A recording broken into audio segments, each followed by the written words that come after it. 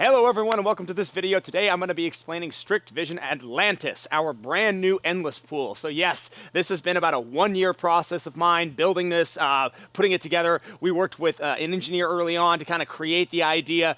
We wanted to have essentially something that was self-sustaining. I liked the idea of a shipping container pool. I wanted an endless pool that was powerful enough to keep back even the most strong swimmers out there, and this is what we have. A year and some change later, we finally have it put together. So how does this work? That's the biggest question we've gotten from a lot of people online asking about this, because this is in fact one of a kind. There really isn't any other thing like this. This is in fact our prototype. So it is very powerful, very efficient, really happy with the results on the swim current. It's straight. Again, it's powerful. How does it work? Let's dive into it. So, like I mentioned, this is a shipping crate, first and foremost. We started with a standard shipping crate. We cut it down to where it was 6 feet deep by 20 feet long. Once that happened, we parsoned off the back area, which was going to be reserved for the motors and the pumps. So the pump has a traditional filtration system with a little bit of a twist. It has a copper ionizer. Yes, I wanted something that would actually clean the water in a better manner than something chlorinated. I didn't want chlorine on my athletes. I don't like that. It's not good for your skin, not good for your hair, and just not good for you in general. So we went with a copper ionizer. It actually cleans itself off of hydrogen peroxide, if you can believe it. So that's the chemical substance that goes into the pool to manage and balance the pH. And then the actual filtration system is back here. The pump just runs like a standard spa. Not a lot of complicated things to that. However, what is complicated about this is the motor system. So the way we designed this, 2 channels on the left and right side go up toward the top, toward the front, where this cross beam is. At the cross beam, the actual channels form a 90-degree angle. That's where the current is redirected back toward the swimmer. So the swimmer swims against the channel. There are mirrors on the bottom, left and right sides to allow the swimmer to tweak and change their performance if they want to see themselves. It also adds a level of less claustrophobic to the feel of the pool itself. The pool is lined with a microfoam, so it's a waterproof foam lining, like something you would find in the upper deck of roofs, like a roof foaming, a really dense roof foam.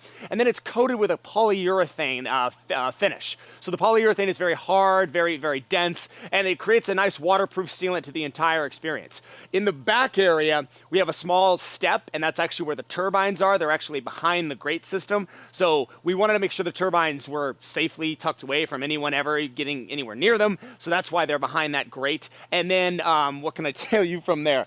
It is going to have the ability to heat and cool. That's going to be back here on the corner. We're going to place that there. Again, this is only about 3,600 gallons. So once it's finished, it really only takes about 2 to 3 hours to fill this and even less time to drain it. So to clean it, it really does that overnight. So with the heating and cooling system, it's going to be something small, probably a Pentair or Penair. I can't remember the name of the company we're going with, but it should have the ability to both heat and cool depending on the season. We'll keep it right around 78, 79 degrees. You want to make sure when you're instructing people in the water, whether it's water aerobics or swimming, you want them to be comfortable. You don't want it to be an ice bath. We have an ice bath that is specifically for that. This is not that. I wanted my athletes to feel like they could get in here, they could swim, they can feel like they're being instructed in a comfortable environment. It's already difficult enough to swim distance, sprints, or any kind of water aerobics. We didn't need the temperature battle to go along with that.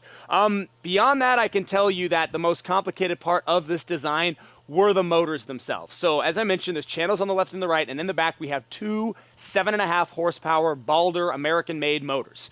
Now, I specify what kind of motors they are because when designing this, we went through probably 5 different iterations of cheaper motors, starting from, $250 Amazon Chinese-made motors, and now all the way up to what ended up being about $5,500 worth of just the motor system itself. The motors are 3-phase. Coming off the house is single-phase. So in order to achieve that kind of a transition, you're going to need alternators that come from a company like Balder. So Balder, they're a machine motorized shop is what they are, and they sell these things to either private or to industrial owners. And we basically sprung for the industrial setup. I wanted something that would stand the test of time, something that I knew would be strong enough. 7.5 horsepower per side means you're pushing 15 horsepower's worth of motor to get that water going fast enough. And honestly, we only crank it up to about half. So it's a heck of a current at half We don't even really go any higher than that. There's no need because no one in the world could swim up to that, not even Michael Phelps. So it's a very strong current, very strong pool, but it's very smooth. That's the other thing. You don't want jets blowing in your face. That's the tricky part, is as you increase the width of the hole at the top where the 90s are, the less jet-like it becomes, but the tougher it is to achieve the power. So you need a heck of a lot of power in the back in order to really push and move that water efficiently. But yeah, I know I've been talking about this a lot, but it is finally to the point where I can comfortably say it's almost done. The only thing left, as I mentioned, is the heating and cooling system. We're kind of just in the process of picking one out, but that's an easy hookup. The piping and the electrical is already set up for it to take. And yeah, we should have a heck of a lot of content coming to you guys very soon. I'm pretty excited about that. Shout out to a lot of the companies that, you know who you are, collaborated with us early on water aerobic equipment, not knowing that this project would take another year before it was done. I mean, this timeline was so messed up that I can't even tell you. And patience has really been the only thing that's allowed us to get to this point. This project was almost abandoned probably half a dozen times. But it is great. We craned it in, so if you saw those videos early on, you know it was a heck of a process just getting this back here. But now that it's here, very happy with it. It's sleek, it's efficient, it's powerful, it's sexy, and yeah, enjoy the content, guys. Hope you like it.